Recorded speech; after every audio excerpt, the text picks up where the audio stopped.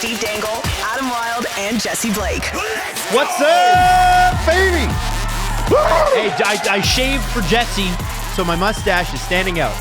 Yes. What do we think? You were getting a little lazy.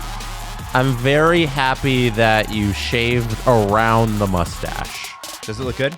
It does. It looks a lot better Looking better? Now, now that you've shaved. It stands out so much more. it makes it pop more, but I think you're going to be like absolute hot rocket dad when December hits and you keep the mustache because he's keeping it. He told me that.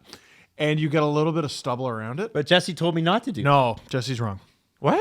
I'm here to tell you Jesse's wrong. Jesse said don't keep the stubble. What? Clean it He up. just No, had no. it. For Movember, get rid of the stubble. December, hot dad. I don't know what. I don't know either, man. I don't know. I don't know Making about hot this. dad. If you go to yesterday, Adam had the stubble. So what are you trying? Yeah, and he was hotter. Okay, so a couple of things I want to hit here, okay? My Movember page is open. Tomorrow is obviously the last day because it's November 30th on Saturday. I just want to say a big shout out to our audience. $5,372 raised so far. And a big shout out to Cassie, who on my stream I don't even know what day it is. I think it was Wednesday night. She spent $300 and got me over the $5,000. Wow. And which it's is so really great that you're over 5. Which means now we got to get to 6. If you don't get Adam to 6, you're a bad person. Let's go. So thank you all. We really I genuinely appreciate it. It's for a great cause. But it's also just amazing to see the SDP listeners stepping up the way that they did. So thank you so much for that. Now we got some exciting things to announce, including a Jesse Blake live stream. Mm-hmm. What are you doing, Jesse? Tomorrow is opening day of the PWHL season, so I'm going to be streaming the Toronto Scepters first game. They play at 2 p.m. against Boston, so hopefully they kick Boston's butt and start the season off good. But yeah, I'm going to do a side cast to that. The game's on CBC, so pull up the free CBC stream if you're in Canada, and then throw me on the side, and we'll have a good time watching the game together. And that's great because when it's on CBC, it's not regionally blacked out. Right? We like a national broadcaster. It's Right? nice. Isn't it? And in the States, I don't know. Figure it out yourself. Yeah. Hey. Yeah. Hey. I don't live there. Not my problem. Yeah, not my problem. And now Miss Spoons is not going to be in the lineup. Still recovering from that injury. Miss Cutlery is not going to be in the lineup, but I think they'll get off to a good start. They were really good last year. I hope they just continue it this year. I felt like a team that should have won a championship. You know? Did I don't feel want like to say that. this, but don't blow a series lead when you're up 2-0.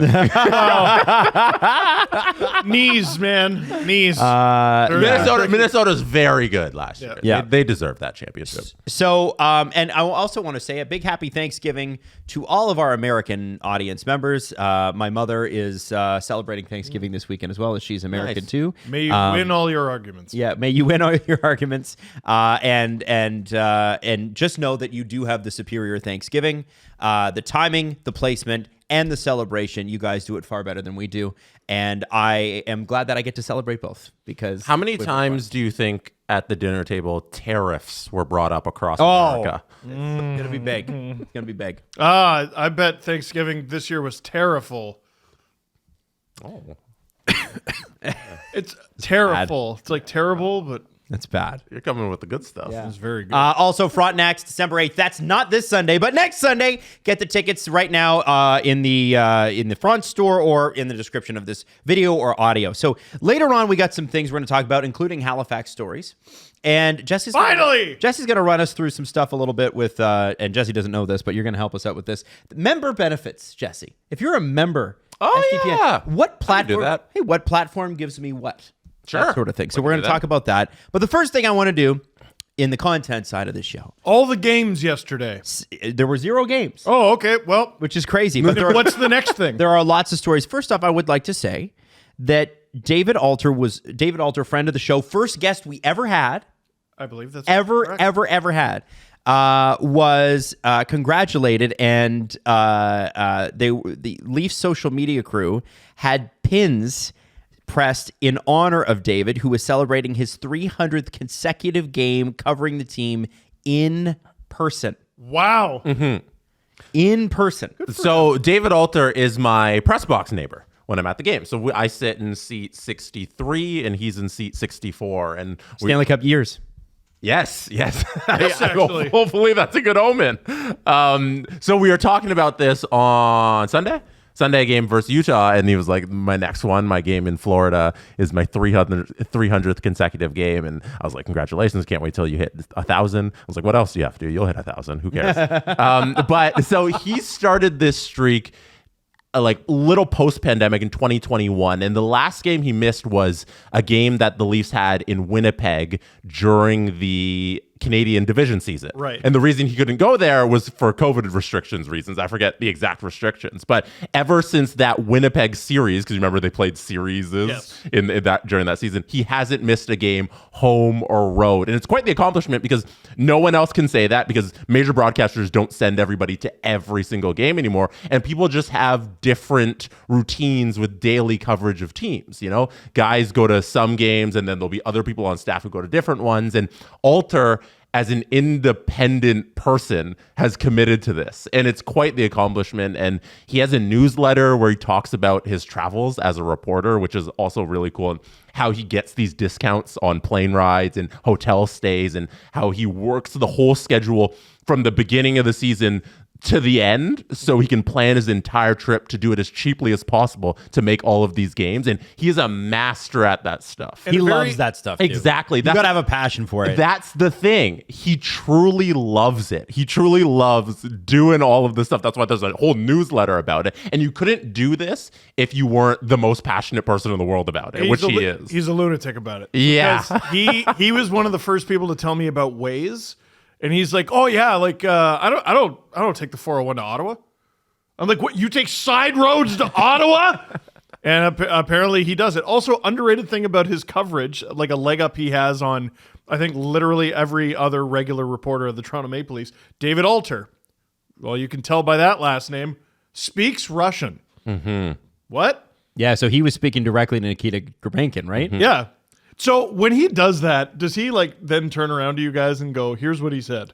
No, so it was mainly the Grabenkin scrum that happened a couple games ago when he was in there. It was mainly translating the words in the questions that Grabenkin might have not understood. So if, say, Masters is there and he's like, "So how was that play in the third period when you had that body check?" David Alter will like be like third because maybe Grabenkin doesn't understand the word third period or something, so he'll come in Russian and just kind of say that to him. So it helps. It's so important because you know it helps the whole conversation. But he has conducted some interviews one-on-one with some guys in the past, fully in Russian. He was telling me about that too. It's come such in handy for him. He was the one that broke that Grabovski had called Randy Carlyle an idiot.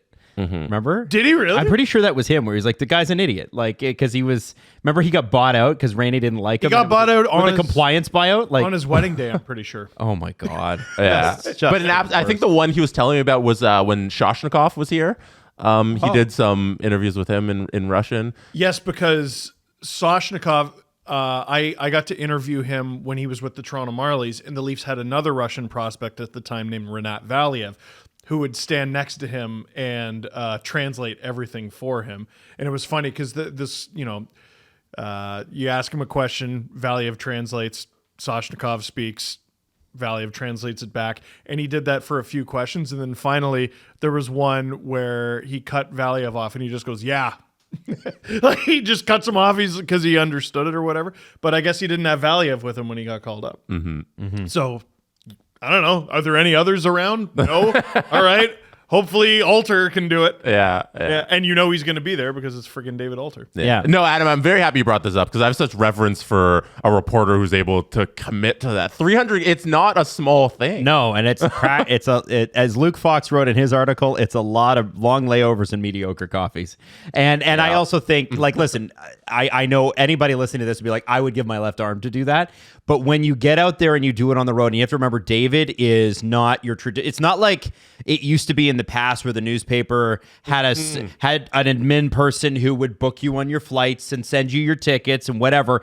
It's like, no, David has to like do this. His own stuff It's like, you ever seen the show Extreme Couponing? Like that's David's journey. Exactly. And again, he loves it, but it's not glamorous. Well, also, like, I would give my left arm as a little bit, what you would have done in the fight if you were there. Right. Yeah, to put up or shut up. Yep. Yeah, like, we all like to think we would kick someone's ass. For sure. Yeah. It's... I'm sorry. When the Leafs have a January game in Winnipeg, are you screaming to go there? No. Like a lot of people David listening wasn't right now either are like, during yes. COVID, apparently. But it's not one. Right, exactly. It's years and years of that. Yeah. It's not as easy as it looks on the outside looking in. So The Toronto Maple him. Leafs lost, obviously, the game to Florida. I thought they did an okay job Unacceptable! keeping it close. One thing that we should mention is that Lorentz, OEL, and Stollers, all former Panthers, all received their Stanley Cup rings and were all in the starting lineup against Florida, which I thought was a nice Berube thing to do. Big fan. Because I was like, why is he starting the fourth line? And then it didn't kind of snap in that, Lorentz. Jason Spezza didn't understand. Yeah, You can play? no way. No, the Babcock thing to do would be scratch Lorentz. Yeah. And I'm sure Berube would have, but they have no players. So he couldn't do it. I honestly, watching the game, That's a joke, by the way. other than a couple of penalties that you're like, that might have been soft, the one on Grabankin. I'm like, that's not boarding. He didn't even hit the boards. But I didn't love that. He got him directly in the numbers. He did. I'm not but the gonna. guy's there. I'm not going to argue with a call He when a sees guy him. hits No, no. hits him in But the sees him, though. numbers. No. But here's what it is. It came after a call where Kachuk did basically the same thing, and they weren't happy about it. And that is prison rules Paul hockey. There's two kinds of Paul Maurice games. Paul Maurice team coach games. There's the prison rules where nothing is called and everyone dies. There's that. This game wasn't that. Then there's, you called my team for a thing that you're not allowed to do. Well, this entire bench is going to be on your ass until you even it up. That's Paul Maurice hockey, baby. What's the thing he did during the playoffs? The sixth? Yeah, where it was like 5-1. It was 5-1, yeah. Or Which did that. he should have been fined for and wasn't. But no, you nailed it. Like that's exactly what he does. He gets that call first. Yeah, I don't know. It's what is it? Liar, liar with Jim Carrey. Stop breaking the law, asshole. Anyway, I thought they got a fortunate call there, but at the end of the day, it's a team that has been playing really, really well. That was outmatched by an elite, hungry team. Like I'm honestly surprised the game was as close as it was. The Panthers were better. Oh yeah. They had more talent. because they super should have been. Now, the one thing I did say on the stream was don't let Sam Reinhart shoot. He shot 24% last year. He's now shooting 28%. That was a mistake, in my opinion.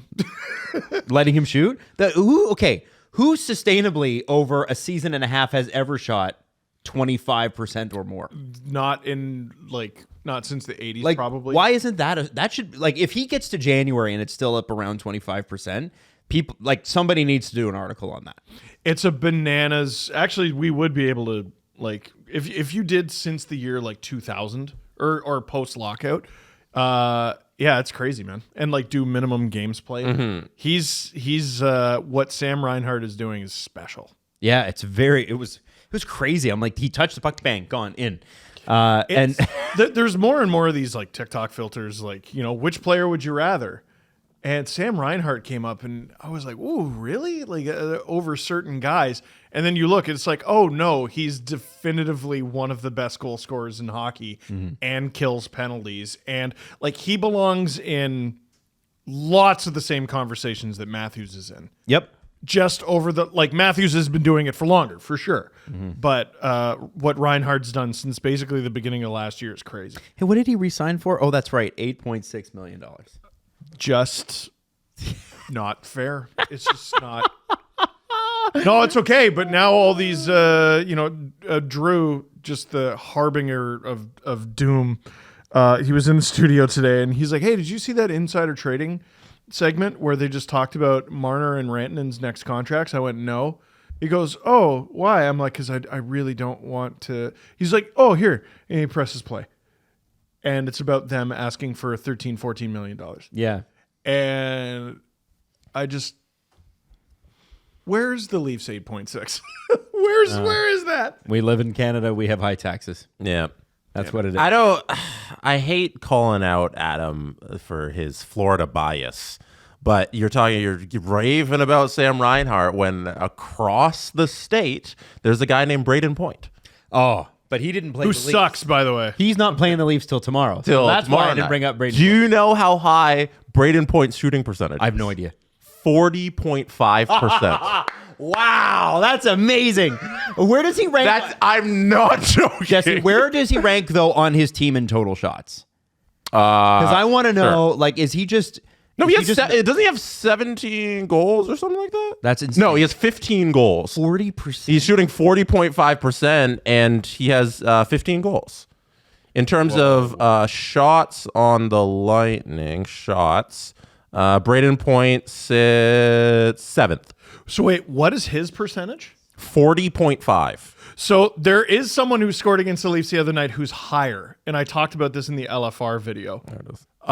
That's insane. Jack McBain of Utah. Yeah. Yeah, he's having a year. He has 8 goals. Anyone want to take a guess how many shots? 8 goals. 12 because it's goofy. 18. Wow, really? He has nearly Sorry, I shouldn't have been that goofy. He has nearly scored as many goals as he's had shots saved.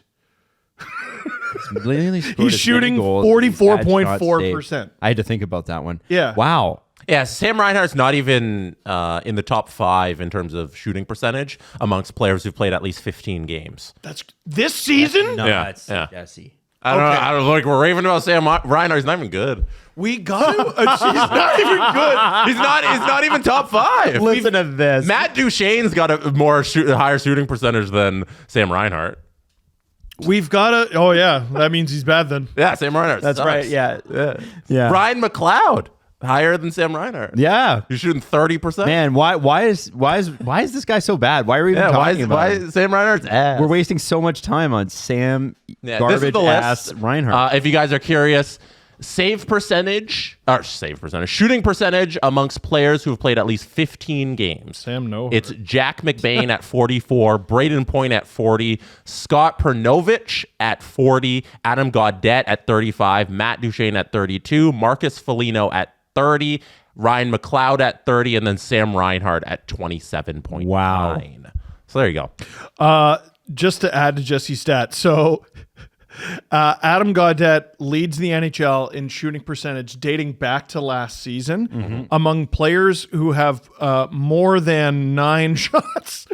He's 35.5%, like you just said, on 31 shots. Sonny Milano shooting 27.8 on 54 shots. Sam Reinhart, first among players with more than 100 shots, 25.2 on 294 shots. Braden Point behind him at 23.1. Yeah, I don't care about last season. I don't live in the past. Damn. Talking about right now, Damn. Sam Reinhart sucks. He's 8th. True. You know what? Right. Adam, you're asking about the all-time list. Charlie Simmer, high shooting percentage in a season. The 1980-1981 season, he shot 32.7%. Whoa. He scored 56 goals.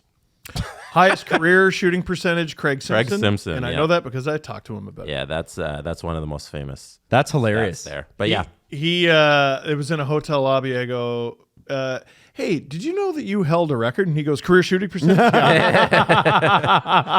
He knew right away. Will Braden Right Point away. break Craig Simpson's record this year? That's a damn good question. He's played too long. Oh, like single season. Yeah. It's possible. Because Stupid. Charlie Simmer's record, but Craig Simpson is 6th there all time in a single season. No, someone brought up the Adam Gaudette stat to me. They're like, did you know that Leaf legend Adam Gaudette has 11 goals this season? And my question was, in the NHL? Which league? I knew he was playing in the NHL. And I remember watching him in the preseason. I'm like, I like this guy. I feel like he didn't get a shot with the Leafs because he got hurt. Holy shit. Like what a career resurgence for him. He's about the only thing going right in that place right now. In Ottawa? Yeah. They played well last game. Okay. They managed 2 goals on 2 shots, and and Allmark was in there saving the day How's the against the Sharks. Can they get a game where they're not getting pathetically outshot and getting goaltending at the same time? Yeah. No, No. that's impossible. Like, I'm not sure it's happened yet. Leaf game. We Back to didn't the finish Leaf game. Yeah. What about it? Yeah. That was bad. I don't want to. Well, so there wasn't too much more to go. Like, listen, so Nyes and Matthews, the Matthewses, are coming back.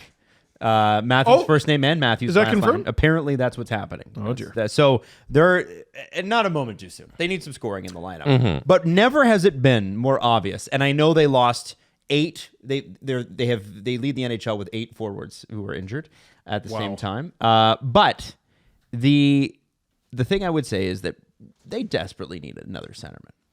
It's nice that you have guys coming in and trying to step or whatever. Minton's not.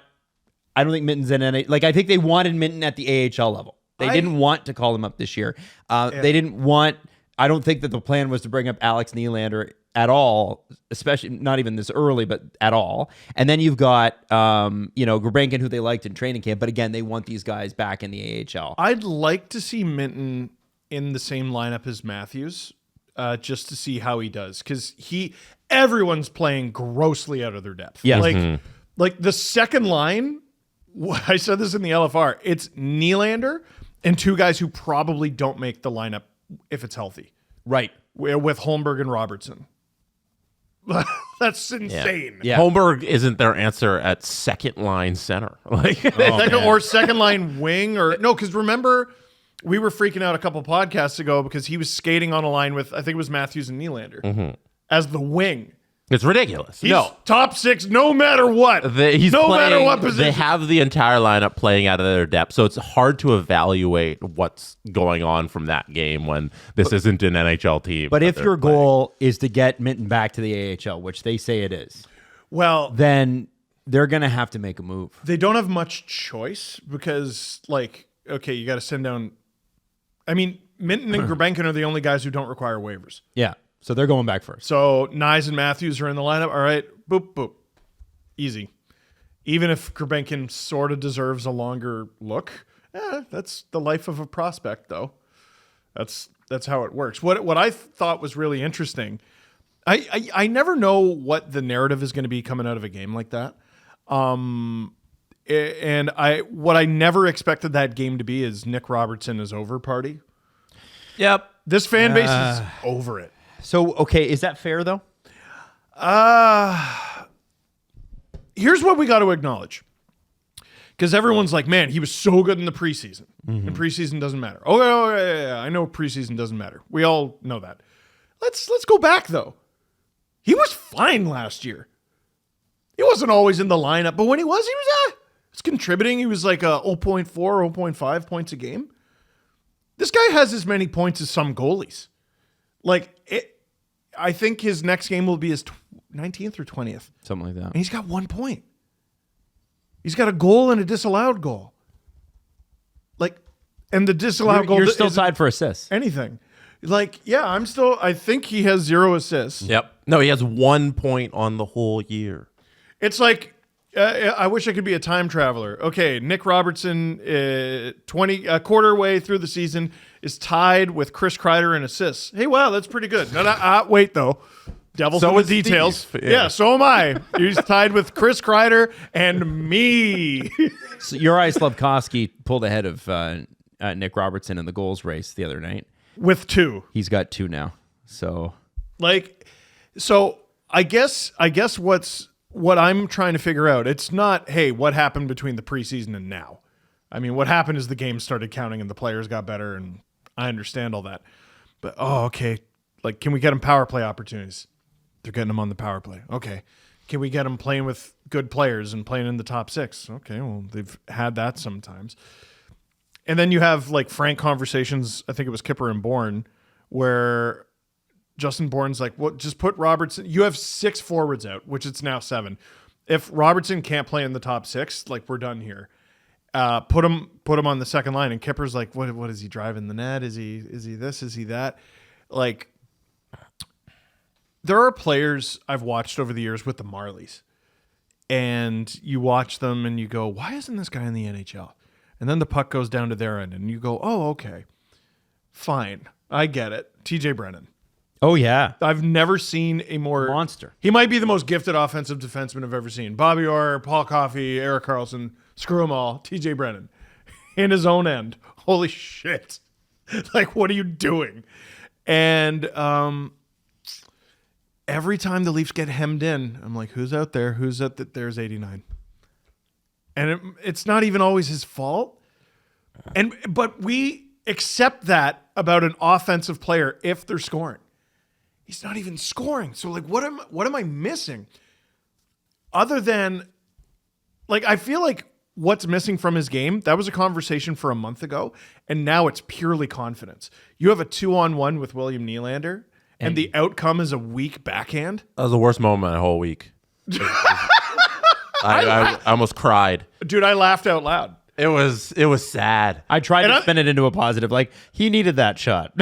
Oh yeah, no, a weak backhand right into Bob's chest. I was like, no, he needed to do that. He needed to feel like he could do that. No, every play is just him going, and he's upset, and like, it's what was interesting about last season, and they're not going to do this, but if I remember correctly, there was a totally bizarre stretch where he would get healthy scratched, and then the next game that he played, he would score. But he would only score in the game after he was scratched. Right. And if they had the literal warm bodies to put into the lineup, I think that would be really good for him. Yeah. To take a night off and then go back in.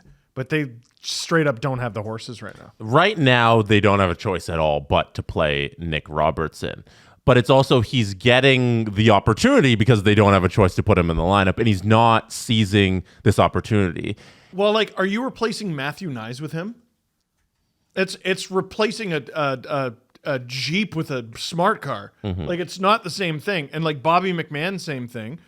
And I'm looking at Grabenkin, and now that McMahon's out, and I'm like, okay, well, I mean, if you can keep him in the lineup, that makes a lot more sense.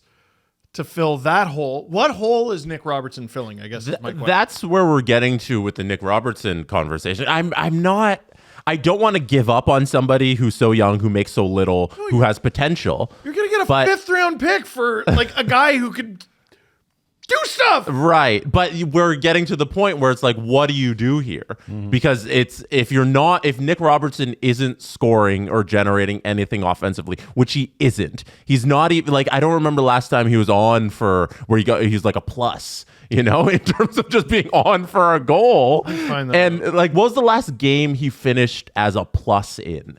Because I think it's been months.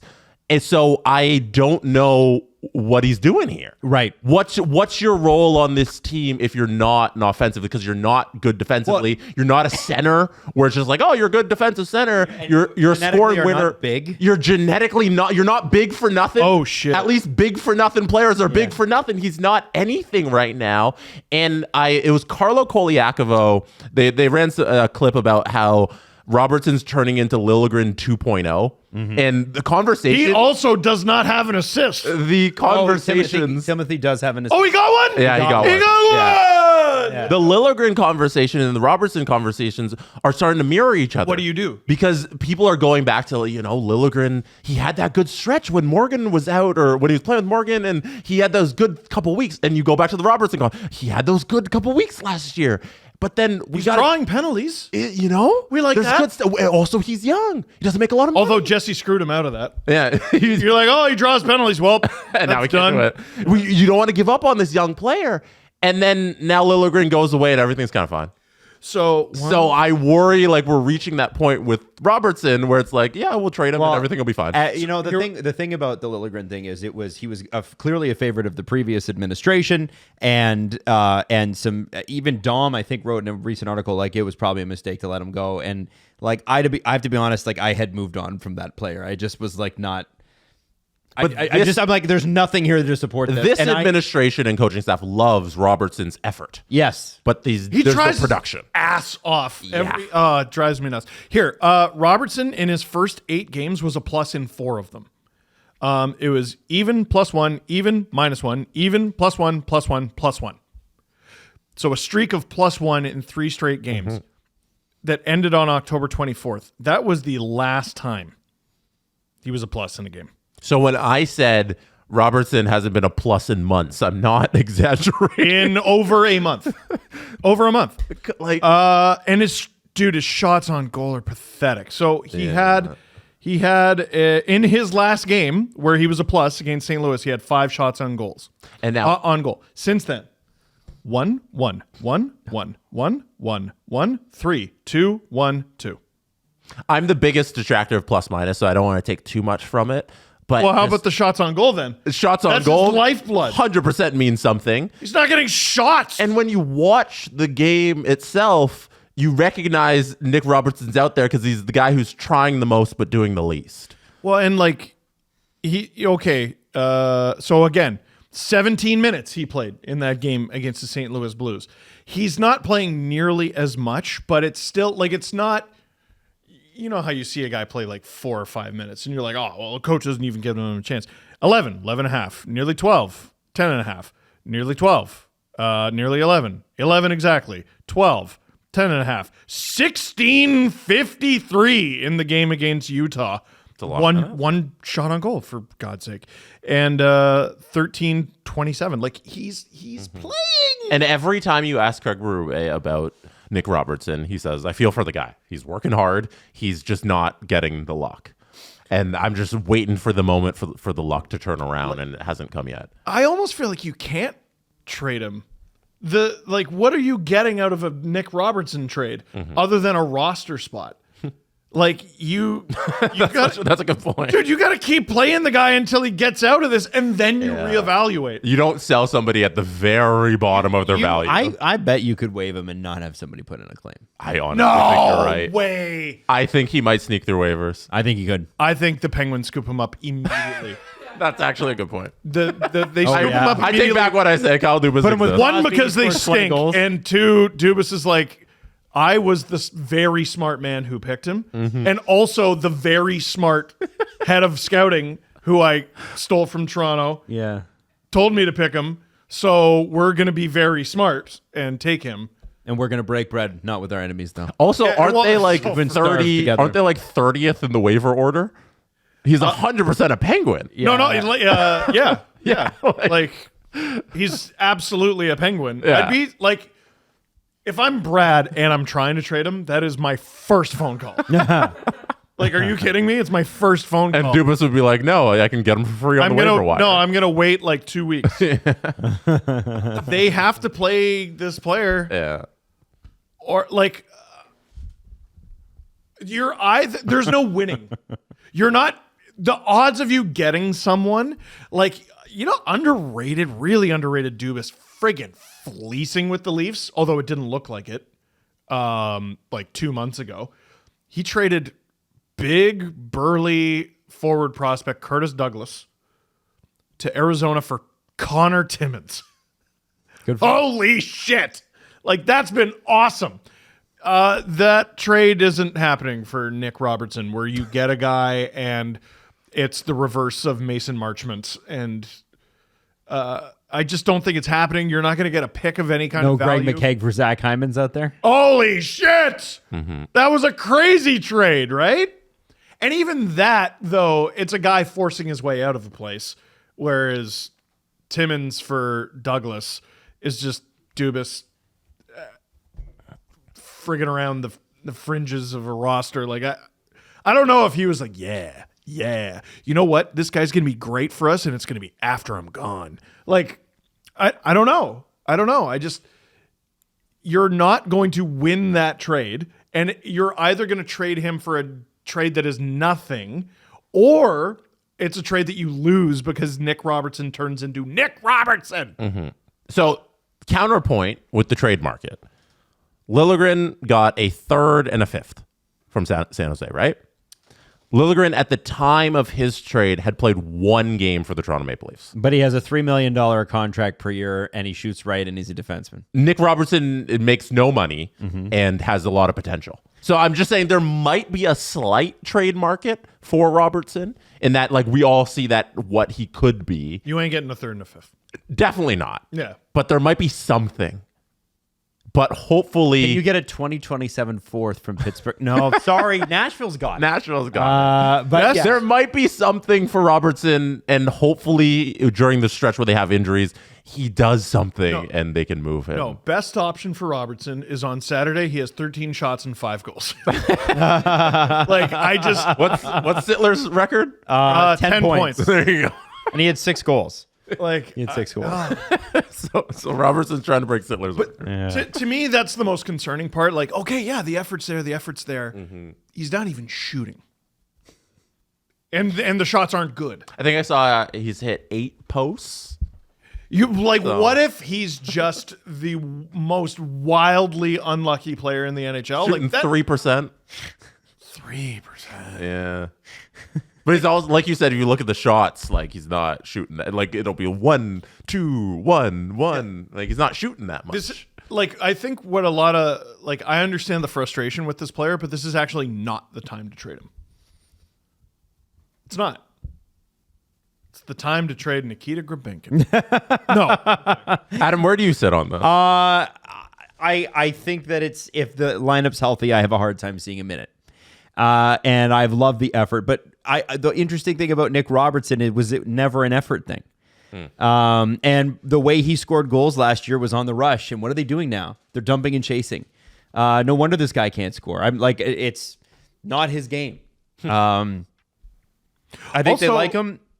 I think they have given him a chance, but I would also say to Nick Robertson, with a playmaker either. well, no, and this brings me back to how I started this conversation, how I start every conversation, which is they need another center. They need it. Here's why they need another center. You can't. I don't even think you can make a decision on Robertson until you have a center who's competent in that role. You need a Brock Nelson. You need a Ryan O'Reilly. You need something in there. Robertson and Domi can't play together because they're bad defensively. But Neither of them can score either. neither of them, yeah. Oh my God. Domi had such a great No, start. but he's injured. He's injured. So, Their combined goal total this season is 1. but I think if you put, because I like them, I prefer them both on the right. Damn it. Here's what I would do. Robertson on the left. Domi on the right. Get a center. That's not Pontus Holmberg. They need a center. Pontus Holmberg is out of, and you're not gonna like. People are like on the stream. They're like, "What about Lorentz?" I'm like, "Well, listen, Lorentz is good in his role. That's why you like Lorentz. If you saw Lorentz playing first line center, you wouldn't like him. It's that this is the thing. You got these guys are plugged. The thing that the Leafs have when everybody's healthy is they have a good first line, they have a good second line, they have a good fourth line. The third line was always going to be the problem here. This is the way they started last year. Yes. Here, let's put Kampf above his depth, and they just wrecked the first month of 3 players. Right. In the process, it was him, it was Nyes, it was Domi. They probably saved a little money on Domi's contract. Yeah, I think so. And so when I look at this, it's such an easy call. It's an easy call. You can't have Nylander playing with Holmberg.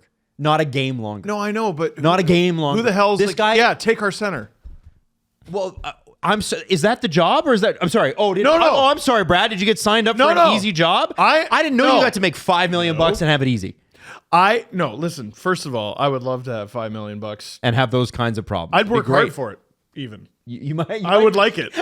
I would like even it. work hard. That's I'd work hard for it. It's just I just don't. Yes, the job is hard, and yes, it's his job to make it happen no matter what. But who is like, yes, take our totally competent middle six center. It's just there are not many players. Like Somebody is the Blackhawks. going to. The Blackhawks, like we keep talking about Jason Dickinson, they want to get better. Like this is why there's so much discontent in the NHL. It's not just the teams are doing poorly or they're below expected. Like no one's content to be bad and rebuild. There's no Bedard, there's no Celebrini coming through the door. I don't even know who's supposed to go first overall this year. I'm sure they're a really, really good player, but teams are not content to be shit this year. They all want to get better, which means they don't want to help you. They want to help them. They want to get better now, right now. So I don't know. I don't know I don't know who the hell that center is or where they're coming from. I'm open to suggestions. Just get one. Oh, Hey, simply. Speaking of somebody who did play center, it is reported, Arthur Staple of The Athletic reported today that the Rangers checked in on JT Miller because things might not be... Oh, interesting. Well, I thought it was interesting because I was like, he had a great year last year. Potentially things aren't great, with Tocchet. I don't know. JT Miller's always a guy that's somewhat discontented. But then he runs on anger. He's like Kyle Lowry, ran on pure anger. I don't know what to make of that situation at all because we don't really know anything about it. It's hard to speculate on JT Miller when he's left the team, we don't know. It's also worth mentioning the Canucks are good.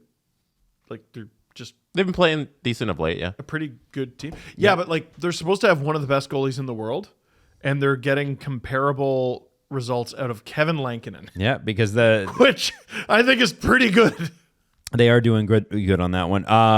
The Philip Hronek for the Vancouver Canucks is going to be out a while. He went shoulder first into the end boards against the Penguins. And by the way, the Penguins had a 5-1 lead and almost lost the game. CJ put that in the chat, and I was like, you just wait. And Hronek, it was unfortunate. It happened less than a minute left in the game. So I would imagine that's a separated shoulder, and that's a pain in the ass. Well, who's been rumored to be looking to offload defensemen? New York. The New York Rangers. Jake Trouba, Vancouver Canuck. Jake Trouba, Keandre Miller. Keandre Miller is not that. That's been Lindgren. debunked. They're not trying to trade him. I don't know where that report came from. That was never a name. It was Lindgren, it was Kakko, it was Trouba, and it was Kreider. That's it.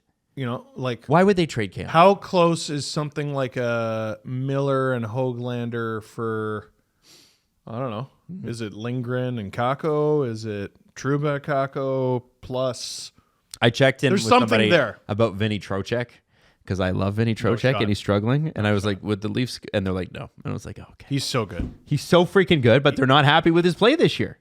They're not happy with anyone's play. No, I'm just saying. Yeah. Well, if you're not happy, He's so good. perhaps give them to us for free. BetMGM is an official sports betting partner of the National Hockey League and has your back all season long. Now, this weekend, we think Matthew Nyes and Austin Matthews are coming back. Leafs won a really gutsy game against Tampa the last time they played.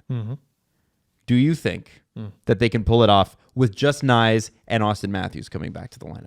I think this is their get right game. They've had a couple days of R&R in Florida, and Nick Robertson, anytime goal scorer.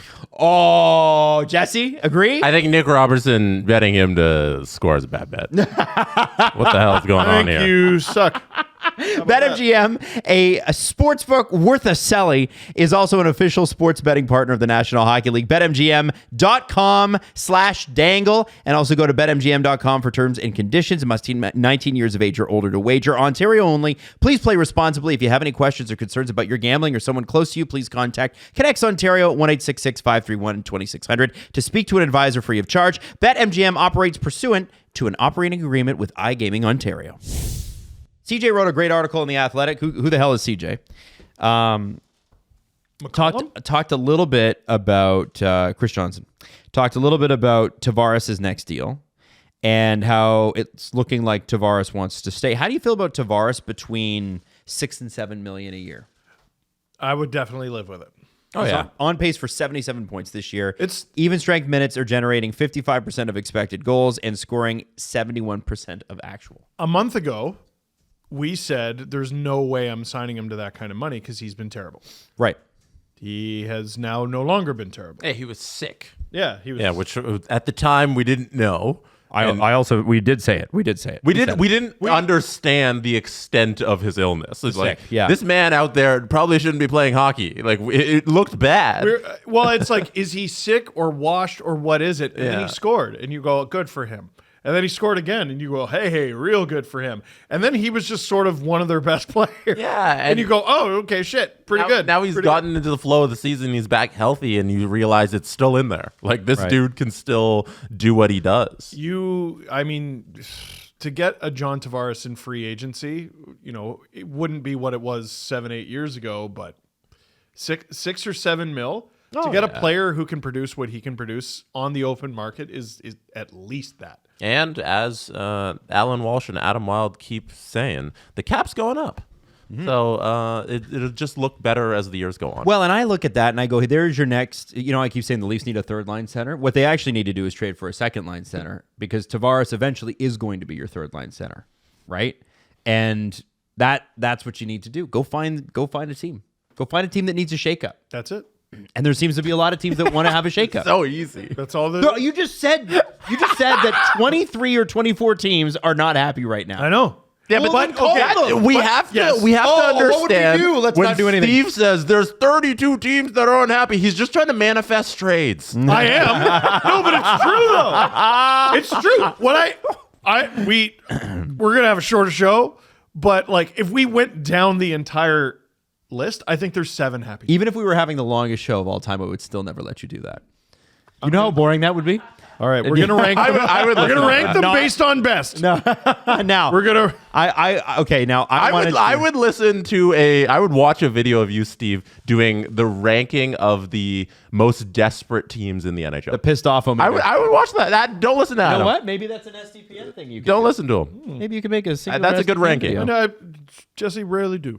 Hey, I wanted to talk too about this interview The Athletic did with Marc Bergevin. Did you guys read this? No. So it's interesting because there's a lot of stuff. But this is with Pierre LeBrun. And this is where somebody who was a general manager wanted to take a step back. And admittedly, he did. He was like, I'm burnt out. You can see how a Montreal job would burn him out. This is where our GM goes, fishing. This is because what you can do. What is his role with He's the like Kings? an advisor, scout, special executive with the LA Kings. Like, I don't know the exact title, but he's an assistant to the general manager. And he goes to a lot of games and helps them kind of just, if they're going to trade for somebody, he's the guy that scouts. Right. It's just like an advisor role, not actually assistant general manager. No, right? not an assistant. I don't believe it's AGM. Okay. Now, it's interesting because he talks about a lot of stuff in this, and he really opens up. And Bergevin in the past, and we don't remember this, but Bergevin in the past was actually known as like a hardcore practical joker and like a really fun guy to have in the dressing room when he was in the NHL. And obviously playing in Montreal, and if you're not successful, you're going to not have a smile on.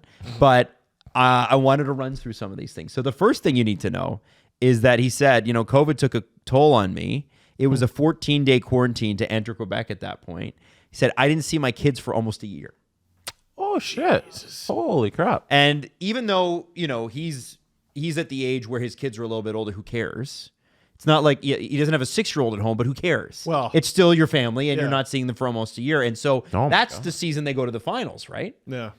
And I think that kind of stuff, and I think it's a flashpoint for us because, we talk about, Matthew Tkachuk wanting to leave Canada.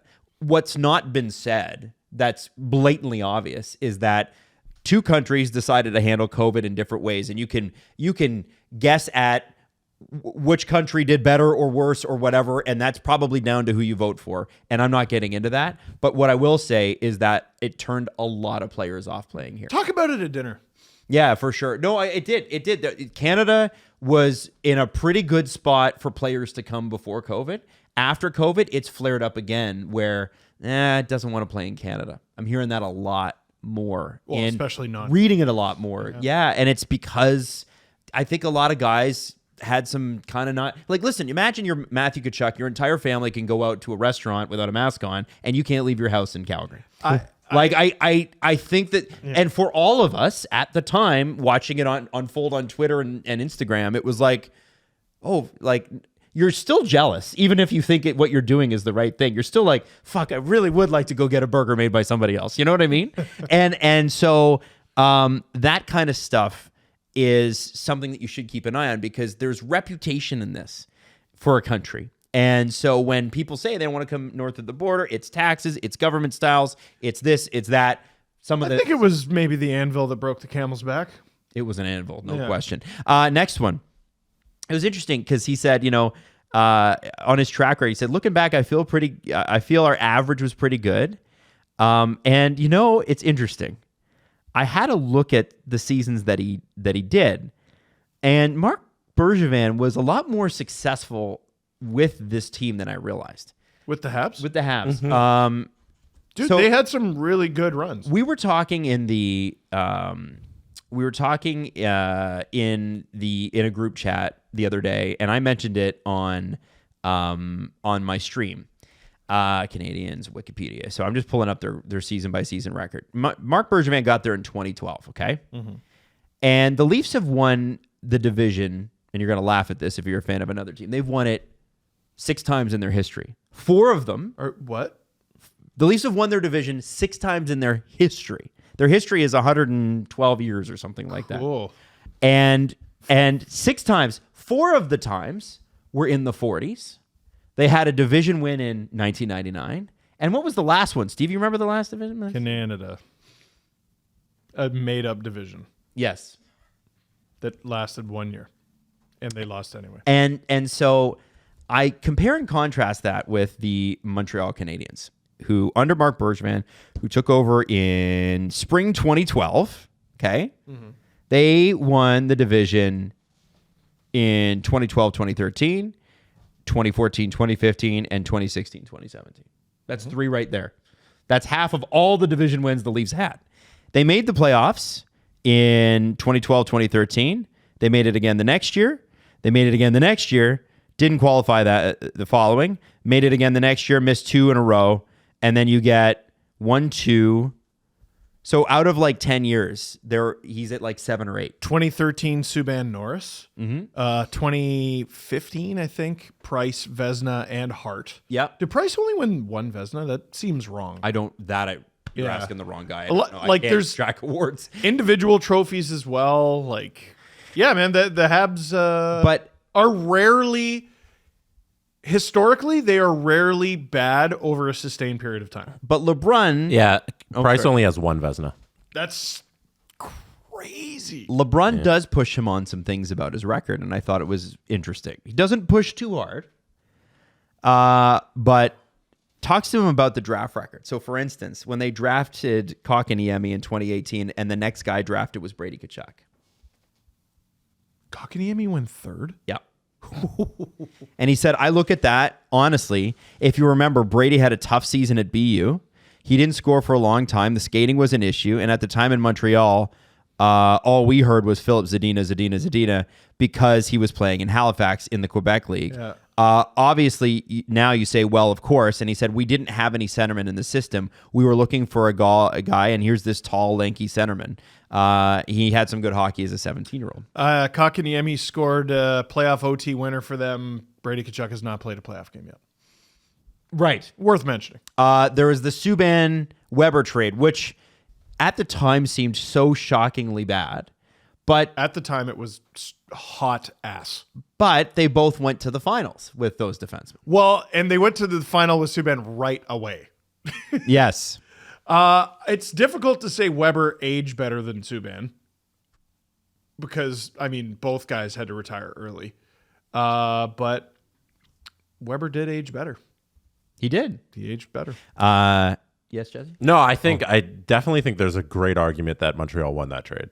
Oh my God! Yeah, yeah. At the time, I thought it was really, really stupid. Yeah, Montreal I think won that trade. The entire hockey world loved dumping on the Canadians for that trade because of what the Preds did immediately after. But history will show that it was not a bad trade at all for the Canadians, and in the end, they probably won it. No, the immediate result was, I think they fucked up. Yeah, and no, they did okay. And it depends on how you want to look at it. A matter of like, if you wanted Subban around for the community aspect and the star player he became and all that stuff. But from a pure on-ice performance, Weber definitely aged, I think, better in the later stages of his career. Right. And so then I look at this, and so we talk about, remember the Sebastian Aho offer sheet? Yes. He said Aho was the right player to give an offer sheet to, but I wish it had been through a different offer sheet. Would I take that back? Yes, but honestly, at the time, we thought we were getting the player based on the signing bonuses, which Tom Dundon ended up matching. It ended up being a good contract for them. Lesson learned. If I ever become a GM again, that's a lesson I learned going forward. And he basically said he wishes he hadn't done it because it did prompt the Kotkaniemi thing, which they didn't match. And also, I don't understand why he wouldn't. Like, I actually respected the fact that he was like getting out there and being aggressive. Yeah, but the criticism was like when it comes to an offer sheet, you basically have to offer too much money. You got to do what they did with Broberg and Broberg. It's like, do you want Broberg? Yep. Okay, what about for $4 million? Okay, you're on drugs. Although he had a pretty damn good start. He did have a pretty damn good start, and then he got hurt, and Holloway the same. But I seem to remember the immediate reaction being like, "That's it." You made it 8.5, I think, for Sebastian Aho.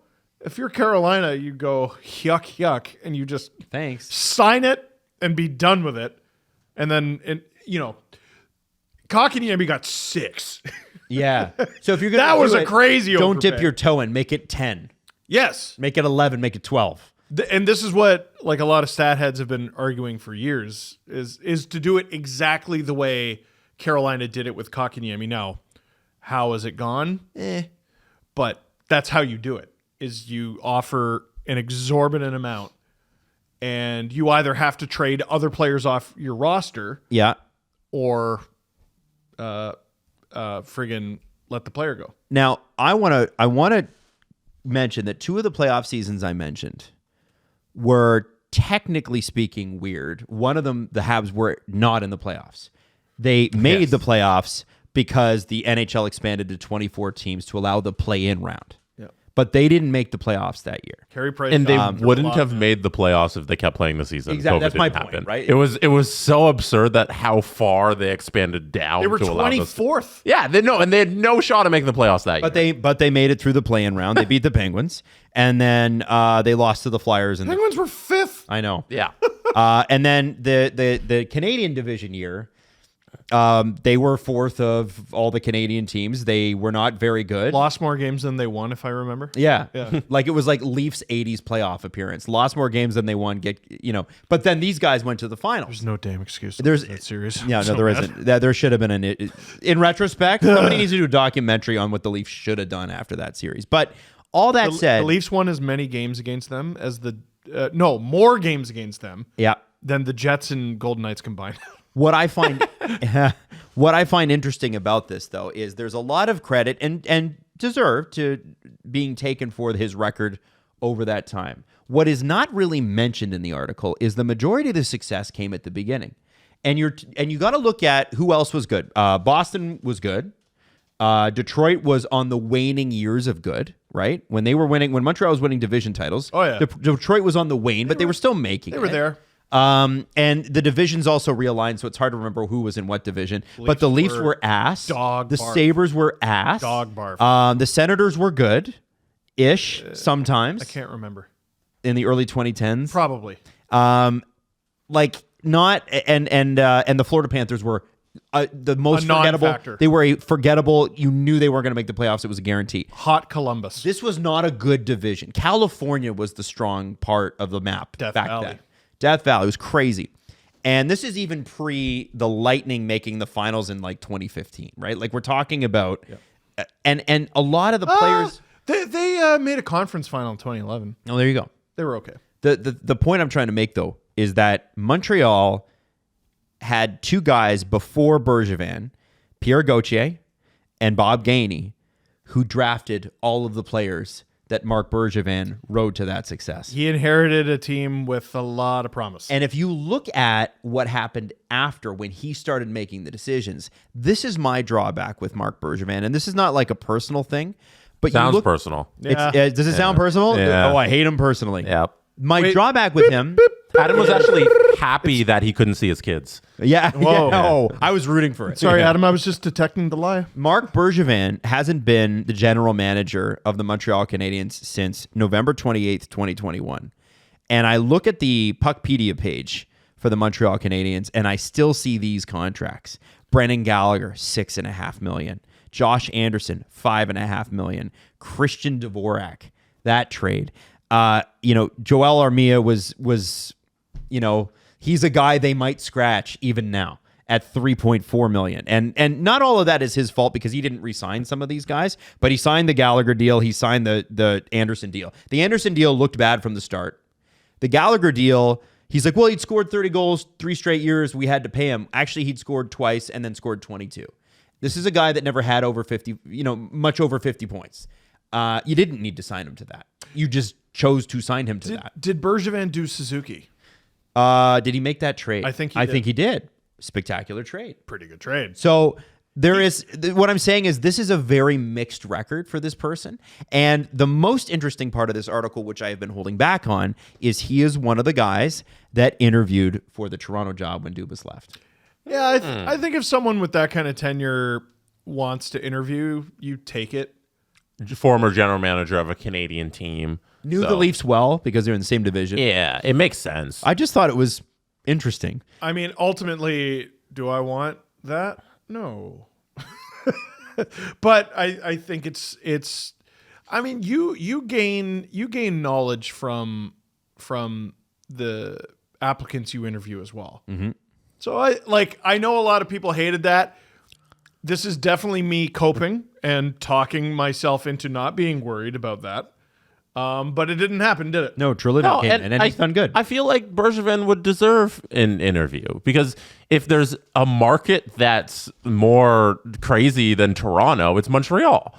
So it'd actually be like a step down from the media hoopla if he was GM of the Toronto Maple Leafs. Right. The last time the Leafs had a like a Habs mainstay run the show was Ken Dryden. Yeah, that went well. It went okay. That went well. Yeah, and like you said, Steve, they didn't give him the job, but they interviewed him, which I feel like you're doing your due diligence. Who knows how many people they interviewed? And this isn't like the Leafs offering Dave Bolland the contract that he ended up taking in Florida or whatever. Like, this isn't an offer. An interview is not an offer. No, they talked to somebody. They talked to a guy. Yeah. So I thought I just thought it was interesting. And then, of course, he didn't want to say much on the Logan Mailloux stuff, but Pierre LeBrun said if Bergevin is to become an NHL GM one day, he will have to answer the question in more detail as a part of his interview process with his next NHL owner. The player asked teams to not draft him, and they did it anyway. There's no excuse. Mm-hmm. Well, I'm sure he'll have to make one. But I just thought it was an interesting piece that essentially reads like a job interview in The Athletic. And it's great for Pierre LeBrun because he gets a great interview with a former general manager of the Montreal Canadiens for a decade or 12 years or whatever it was. It was a crazy long time. And I think you're going to start to hear Marc Bergevin's name start to pop up again. Yeah, it sounds that's like what he's this means. angling for another job and is doing some PR to put his name out there. Because it looks like there's going to be quite a few jobs available Yeah, it would seem that come this offseason. What is it, Steve? Well, I'm just trying to look at some of the players they could have drafted instead of Mailloux. I don't think you need to do that. No. Let's just move on. Josh Tone. Let's just move on. Olin Zellweger. Anyway. I'm serious. We all know. We know. That's been litigated. We know. The last thing I want to say is Sidney Crosby apparently hosts Thanksgiving every year at his house. Wow. And Marcus Pettersson said it's kind of cool because you can just show up at Sid's house and you go to Thanksgiving. He's like, he doesn't care how late you stay either.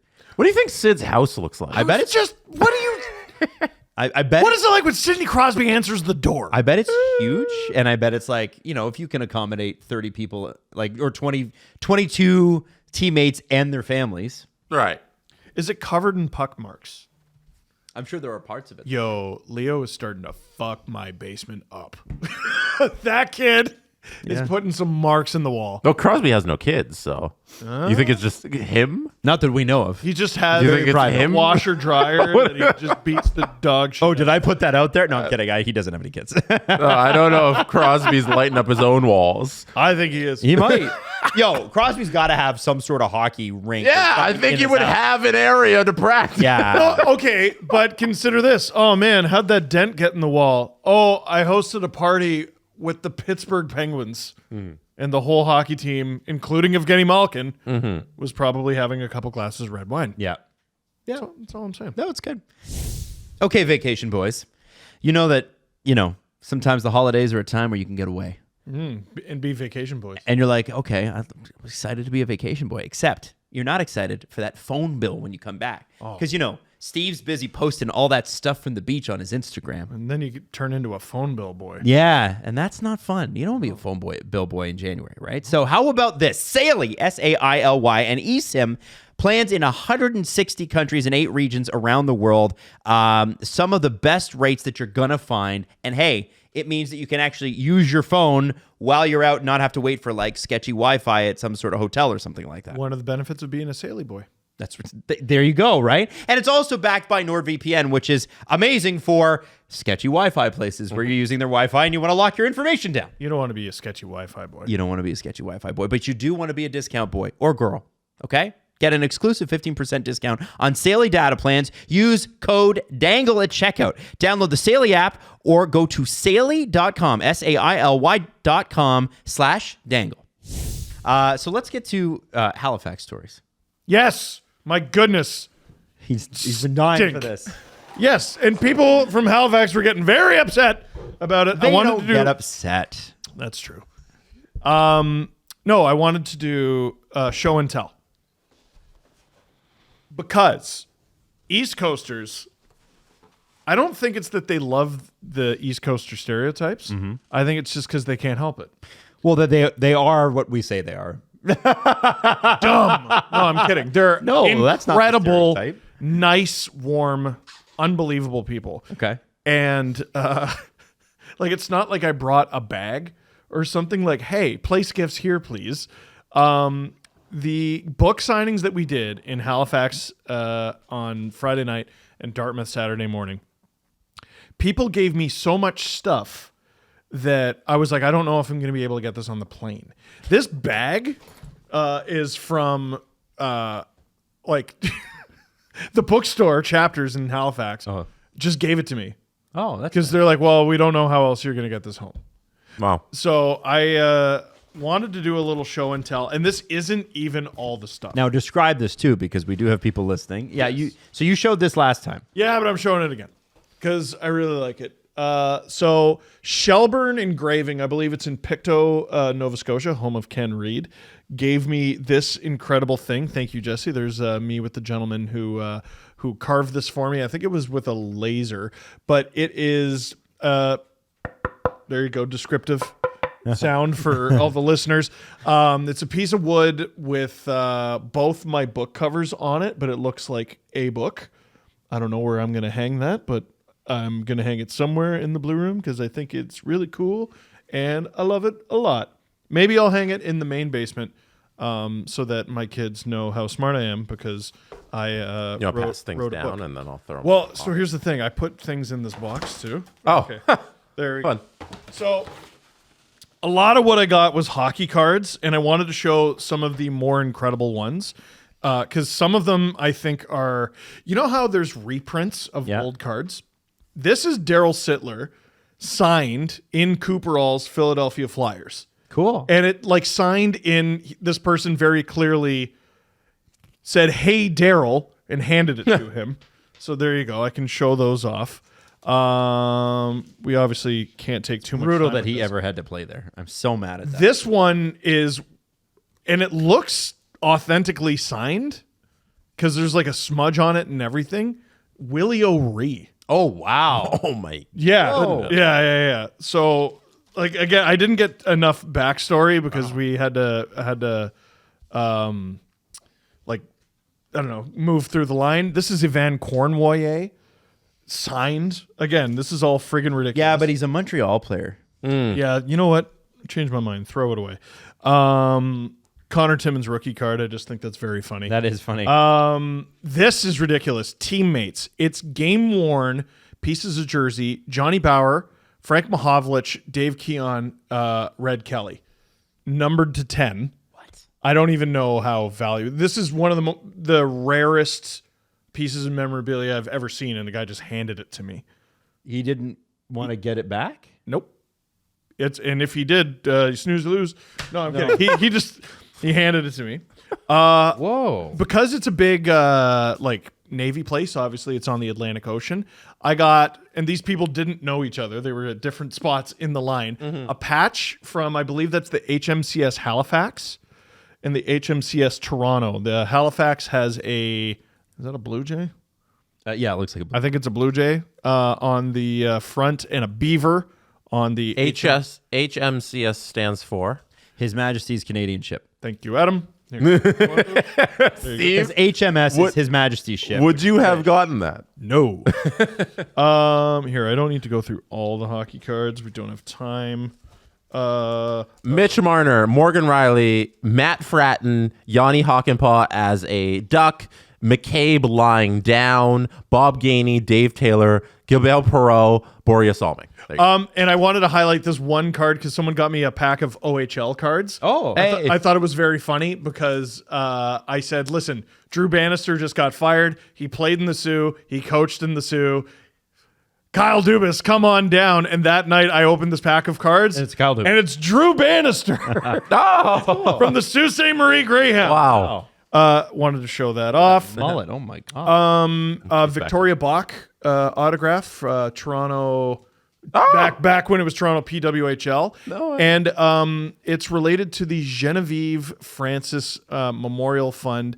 The Genevieve Francis Memorial Fund, established in 2022 through the Ulnueg Indigenous Communities Foundation, aims to provide support to sport, recreation, and physical activity opportunities for Indigenous women and girls in Atlantic Canada. And this letter is associated with that one. That letter is associated with it. You can tell I obviously just threw stuff in the bag.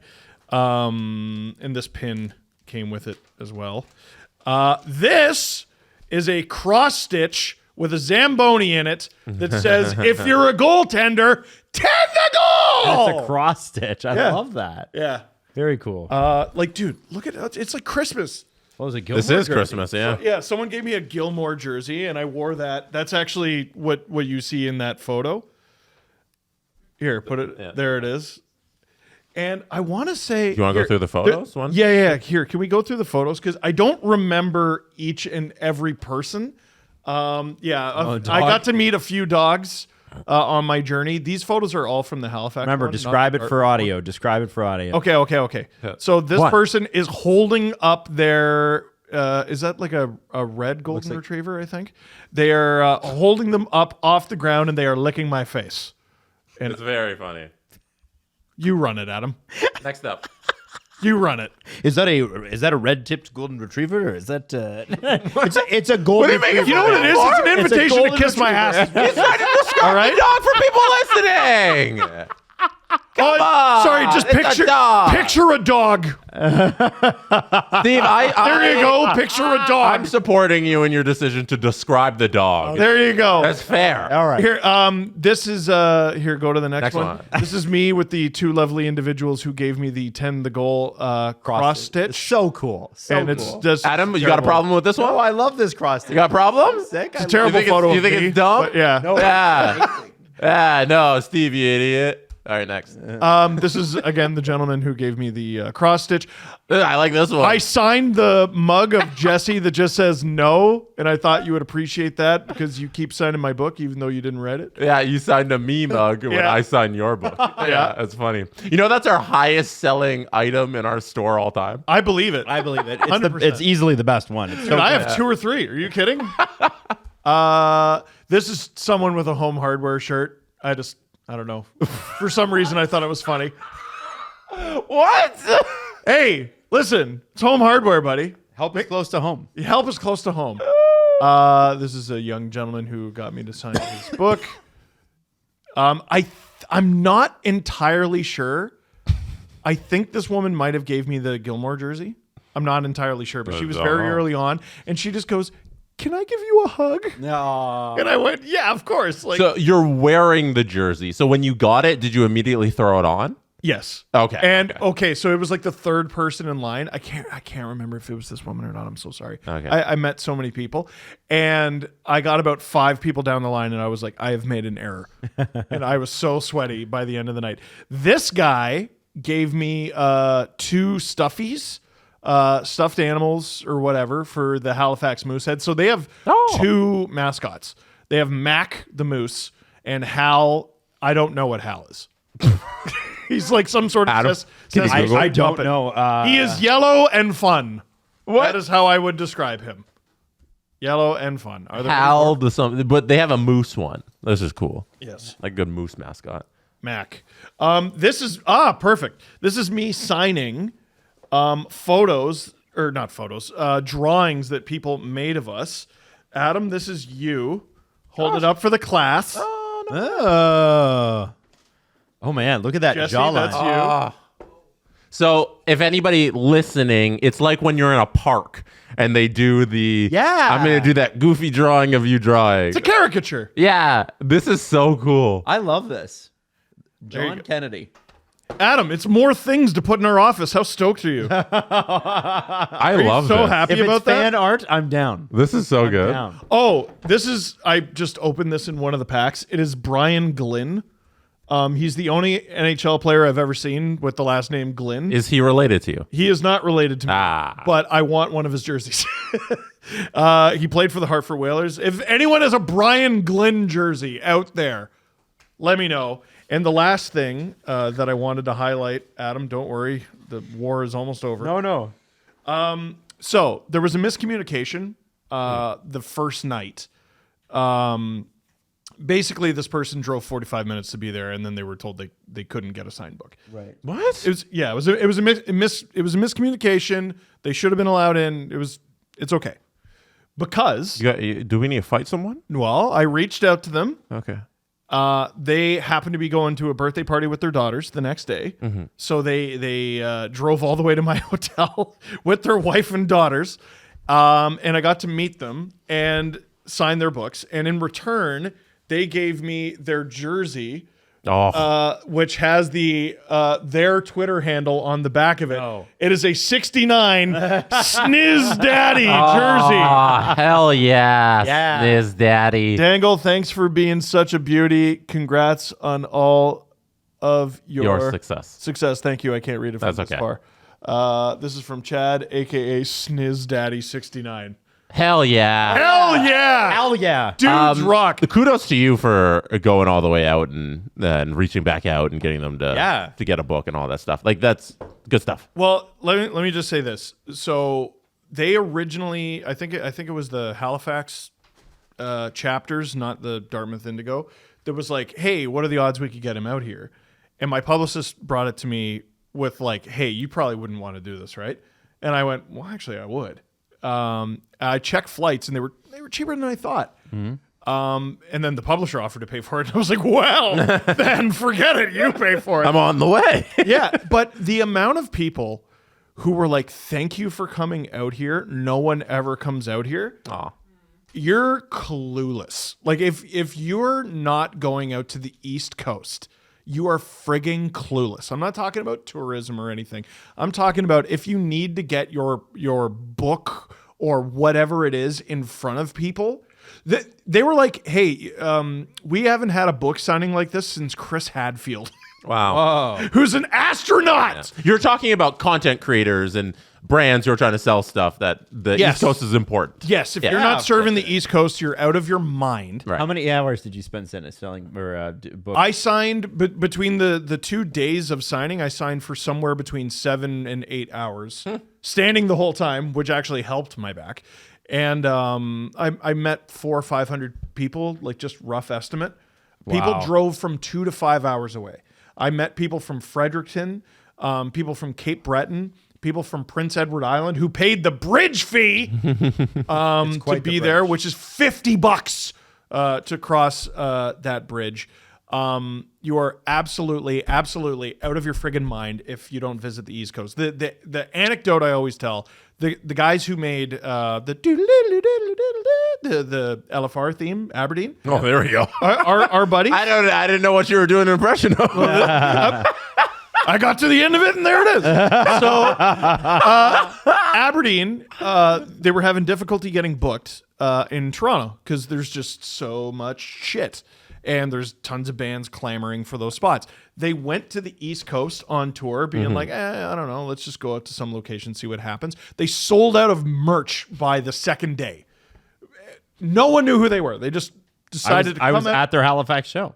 That's right. I met them there when I was working there. And was it packed or what? It was packed, and nobody knew who they were. But they were like, "There's a band here. We're going." Yeah, you're out of your mind if Yeah. you don't serve the East Coast. And the East Coast is not just Halifax. Yes, Newfoundlanders, I hear you. Yeah, we listen. A lot of people have asked us. We get a ton of requests to go there. We get a ton of requests to go Alberta, BC, and we want to do that. Flying within Canada is outrageously expensive because of our so stupid shit. laws about it, and it's got to make. It's not that it wouldn't make financial sense, but we have to figure out what kind of disruption that would be. And also, let's be honest, Steve and his wife did just have a baby. Well, we're so there's in once you get past a year or two, then it's yeah. it's a lot easier once they cross the 2 to 3 year old threshold. My wife was not pregnant when I agreed to write this book. Right. So Right. So that night, I might not have After I agreed to signed write the it. deal. No, I'm kidding. Had I had that information, I probably wouldn't have written it, but now I've written it, and this is a very busy year of my life, and it's a unique one, and it will not be repeated. yeah. And that's okay. Yeah. That's okay. Now, Jesse, do we want to save the thing you were going to talk about, some of the platform stuff for Monday's show, or do you want to do it now? Sure, we can do it now. You want to do Or it we now? can Save it? Yeah, I don't know. Well, because here's the thing. We were talking about this a little bit. We had a meeting before the show, and we were talking about hey, I don't know if people understand the membership benefits thing all that much. We talk about subs. We talk about it on the streams a lot and that sort of thing. But there are different subscription tiers, membership tiers that you can belong to on YouTube, and there's one on Spotify and one on Apple because they don't allow you to have tiers. It's just one. Yeah. So, our SDP VIP is available on Apple, Spotify, and YouTube. And if you're not aware, SDP VIP allows you to get an extra episode of the Steve Dangle podcast, which you're listening to right now, a week. You get one episode Thursday at midnight. It usually drops. So we would have just had one drop last night. And you also get access to the show ad-free if you are on that tier on YouTube. And you also get it ad-free on the regular tier, because there is only one tier, as Adam just said, on Apple and Spotify. But because the platforms are truncated and they're different on each platform, you get different little perks with each one. So on YouTube, there's the SDP VIP where you're just getting the extra episode a week. But that also allows you to, during our live streams, you get little emojis next to your name. So and then also if you just leave a comment on any of our regular videos, you get a little identifier and we'll know you're an SDP VIP member. So that comes with the YouTube perk. But there's also some drawbacks to YouTube because it doesn't allow you to watch the VIP episode or the ad-free video in the background on your phone. That's not our decision. That is a Google decision where member videos, it's called member perks on that's their Google's technical term. They don't allow member videos to be watched in the background. So if you're like, I only want that feature, then Spotify's for you if you want the video as well, because Spotify, and it's on a separate feed entirely. If you are listening on Spotify right now and you're like, I want to be an SDP VIP member, how do I do that? It's in the link in the description wherever you're listening or watching. You go there and you click join SDP VIP, and then it says Spotify, and you'll click it and you'll see a new feed in your Spotify app. And that allows you to get the video on Spotify and also listen to the episode in the background. So if you want that, Spotify is probably for you. And it doesn't allow you to have that little emoji on the YouTube live streams. But if you don't care about that, who cares? And then on Apple, you're only getting the audio side of it. But Apple is unique in that when you're listening to each episode, it'll automatically serve you no ads. it's for the convenience of all of these platforms. Apple's the best because of how integrated it is directly with the feed that you normally listen to, that we've had for the 10, 11 years of this podcast. It just converts you over to this new feed where it'll deliver you the SDP VIP episodes every Thursday night, plus serve you the ad-free version. Plus, the thing that people love the most about the Apple feed is there's a free trial associated with it. And there's a yearly membership tier. So with Apple, you get a 30-day free trial where you can just go back and listen to all the episodes and binge them in 30 days and try and get them all. And then once that 30 days expires, you won't be able to do it from your Apple ID anymore. But after that, you can sign up for a year membership, which is discounted more than any other platform. So if you want the cheapest version, plus fully integrated in your feed, plus background listening, of course, you can choose Apple. And we've actually had a lot of people choose that feed just because it's the most convenient. So that's SDP VIP as a whole, the 3 platforms. And like I said, it's in the description of the whatever platform you're listening to right now is how you can join. But yeah, I think that's it. And then the content itself is just super fun stuff that we don't usually get to do on this. Yeah, we did a little bit anymore. on the Costco boys and holding space. Costco guys. Costco guys. How dare you? Sorry. It was fun. That was a great episode. I love that stuff. Couldn't believe it. It was wild. Yeah. And then, by the way, the best part too about the VIP stuff too is like the comments underneath is everybody is in on this joke and it's all kind of closed up and fun. I don't know. Mm-hmm. On whatever platform you're listening to, when we're coming to you on the VIP episode, it's kind of like our own secret feed. Yeah, we have an email that's just associated with the VIP content, and if you want to reach out there, you reach directly for that little space of the Steve Dangle podcast, and we answer questions there all the time, more than on the regular show. Yes, I would say. exactly. You know, and we get deeper into those emails because they are longer form, but we have the time there to read a couple paragraph email and then talk about that. Right. So yeah, there's a little community we're building with the SDP VIP brand there, and yeah, if you want to join, it's there.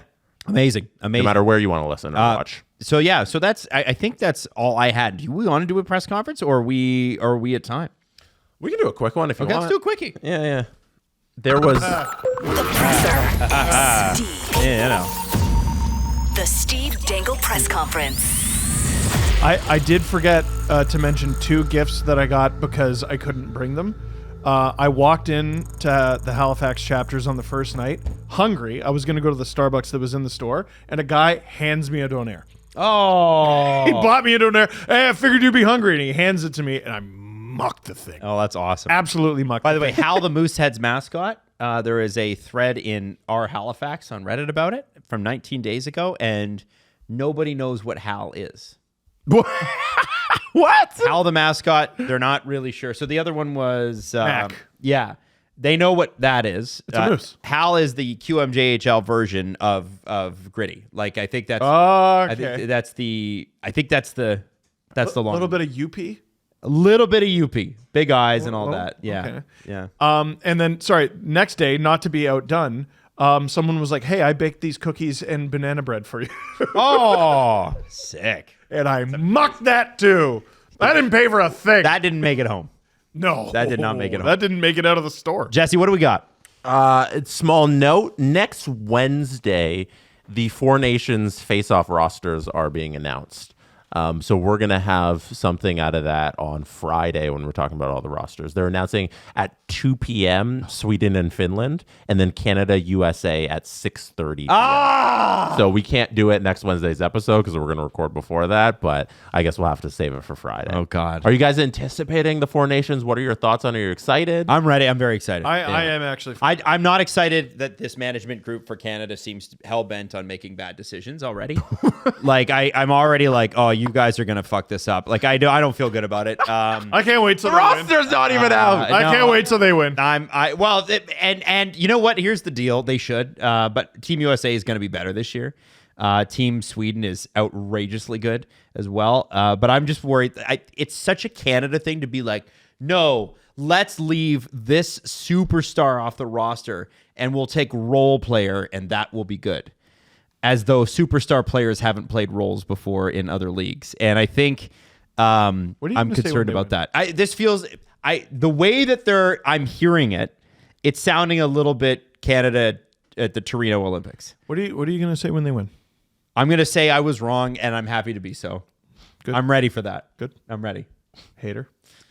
Hate. If they pick who I think they're picking, I'm going to be real mad.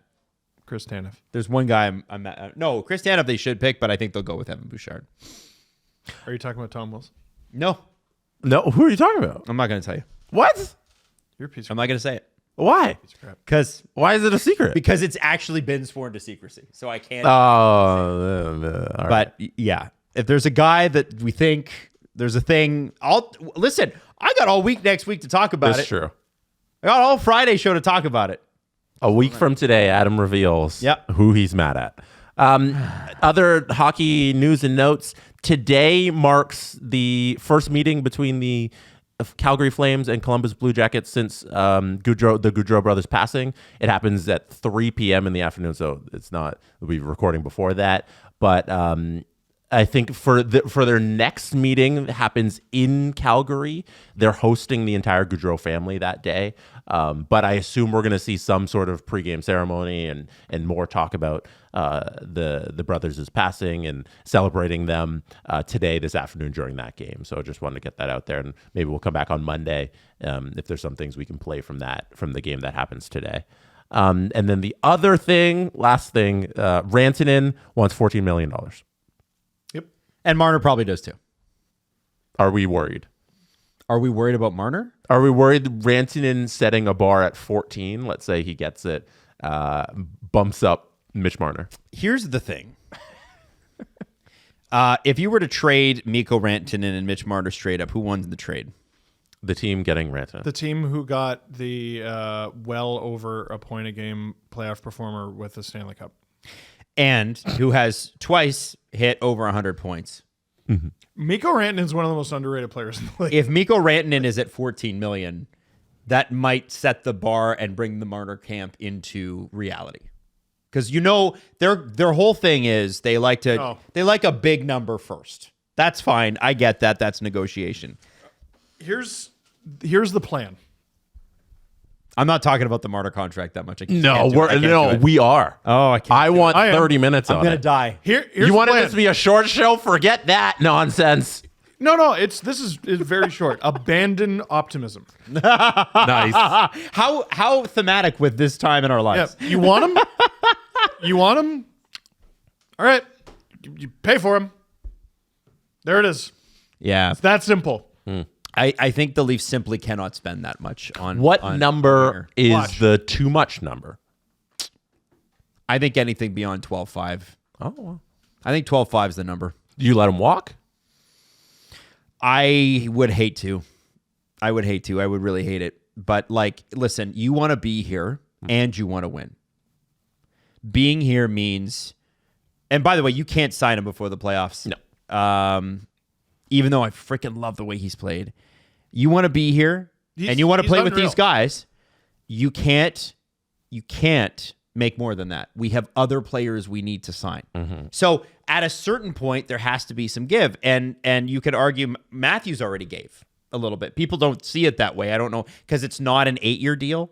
People are like, well, he didn't give. I'm like, you guys, you're missing the point. Part of the reason they're being compared isn't just their UFAs the same year. It's Rantanen making more than McKinnon is a kind of a crazy concept, and Marner making more than Matthews or as much as Matthews is a crazy concept. Both of them are Robin.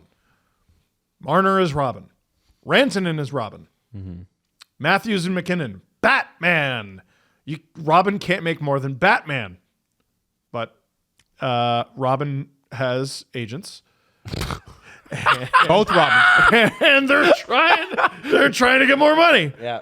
I would just, Marner's he wants to be here. Even if he makes less than Matthews, if he gets too close to that number, it's too much. You know? Here, Like- no, we're talking about No, we Mitch got to Marner. wrap this show. Guys. No, we're talking about it. Mitch Marner. So in order to do that, we forgot about the thing that we got to do every Don't time we be talk pi- about Mitch don't Marner. be pissy. I'm not being pissy. Here, wait. He's a really good guy. He's a really good teammate. Everyone loves him. He's really good. Okay. Now that we've done that, he's going to ask for a lot of money, as good players do. And what was the conversation that we had earlier this show? Sam Reinhart makes what? 8.6. $2 Fuck on the cap. a duck. So, I keep waiting for our Sam Reinhart. And it doesn't have to be 8 million. You're not asking No. for that. But if Marner signed, let's say Marner signs at what Nylander signed for. Let's say he does 8 years at 11.5. Mitch Marner is instantly the king of Toronto. Oh, dude. He's going to have a parade just thrown in his honor. At the beginning of last season, if Nylander's number was 11.5, I would have thrown a fit. And then he was one of the best players in the league. What's Mitch Marner been this season? One of the best players in the One of the best damn players in the league. Yeah, clip that part. I badly want a player to take a discount, but abandon optimism. That's why, dude, that's why I haven't talked about it, because Mitch Marner's so much more fun to talk about when you don't talk about any of that shit. Yeah. And that shit is extremely important. That's why we talk about that shit. But until then, elevator music, and I'm watching the games. Hooray. I'm turning on whatever you hear at your dentist office and going, wowie goals. I picked him in fantasy this year because I knew he'd go the fuck off. And what's he doing? Going the fuck off. I got another half an hour in me. The contract entirely depends on playoff success. It does. It does. For me, a lot of the things I'm reading about Marner right now are mute, because he's had awesome Novembers before. He's had awesome October through Aprils. It is about what he does in the playoffs here. So they're probably just going to sit on this contract until you see what this team does with the core. And then we have another kick at it this season, because everything was on the table and they decided to do nothing on the table. So we're going to see again. And now one guy, again, his contract is due, and we're going to have an answer once they do something in the playoffs. Last thing, I promise. When Marner got that amount in 2019, the number one argument was, well, the cap is going to go up. So And the it did. contract should age well. The cap didn't go up because the world stopped and fucked that whole thing. Now, the criticism since then has been the Leafs didn't adjust their plan, which they didn't. And they actively decided to not adjust their plan. And the moment someone suggested adjusting their plan, they fired that person, who has then gone on to a promotion with another company, and it's going terribly.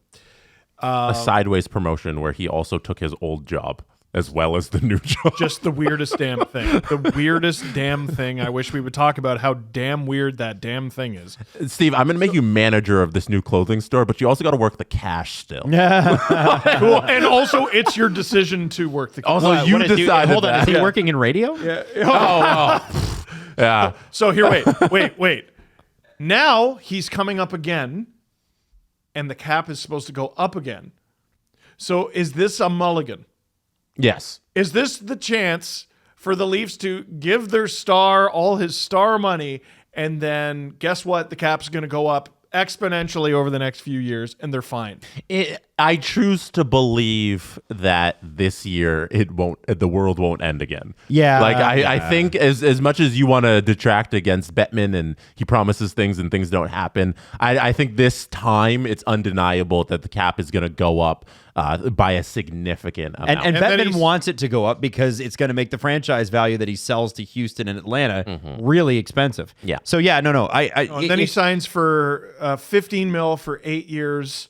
And like the next day, you see a news report about like COVID-patitis, and the world gets shut down, and the Leafs are fucked. Yeah, no, I think it'll be okay. I look at the Marner stuff, and I just don't want to talk about it yet. No, I want to talk about how fucking good he's been playing. Yeah. He's been unreal. So let's wrap. The show. I know. I want to talk about it for 2 hours every day. I want to kick your ass. If we were smart business people, which we're not, we would talk about only Mitch Marner contract. I know. I'm going to get on a ladder and You know what? Why don't we become one of those AI generated YouTube NHL videos that only post things in caps lock? There's so much of that floating around now, and it's like Marner's next contract, outrageous demand. And you know how many clicks that shit gets? It gets so many clicks. It's so stupid. The most depressing goddamn thing. I know. Last thing we'll do. The LA Kings have something that Adam Wild's going to enjoy. It's NHL Car Watch adjacent. Their new player of the game gets the driver of the game award. Oh, and sick. they are awarded a Lando Norris helmet that they have to put on. That is because Zach Brown, CEO of McLaren, Yes. is good friends with Anze Kopitar. Yes, so Quentin Byfield in this video receives the driver of the game award. Sick. And he squeezes into Lando Norris's helmet. Here's the video.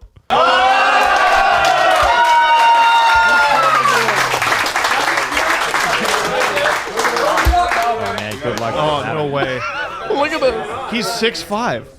You got to remember it. All right, boys. Great win. Let's enjoy tonight. I get ready for San Jose. You got to remember that F1 drivers are like 5'6", 5'7", and 100 pounds. This is They're easily small. the most disgusting player of the game award. Easily. Because you're just going to shove your sweaty head into this, and then it festers for a couple days. No, I'm sure they sanitize it. Fuck off. Oh, yeah, and then totally. the next game, someone else has to shove their sweaty head into it. And, like, he sounded sick in that video. He had the helmet on for 0.02 seconds because of how uncomfortable he was in that damn helmet. I would never have been able to put that on. He should have gave that speech he did in the helmet. No. I think that driver of the game is a lot of fun. Yeah, it's very cool. Is it better or worse than Hard Chain? Hard Chain's still funnier. No, Hard Chain is number 1 of 1. Is it better or worse than Leafs championship belt? That is 1 of 1. Except every team has a championship belt. Rank them.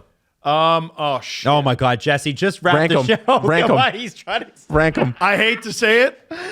Hard, helmet, chain. In that order. Or belt, sorry. Is it Hard, belt? helmet, belt. Damn. You hate the Leafs.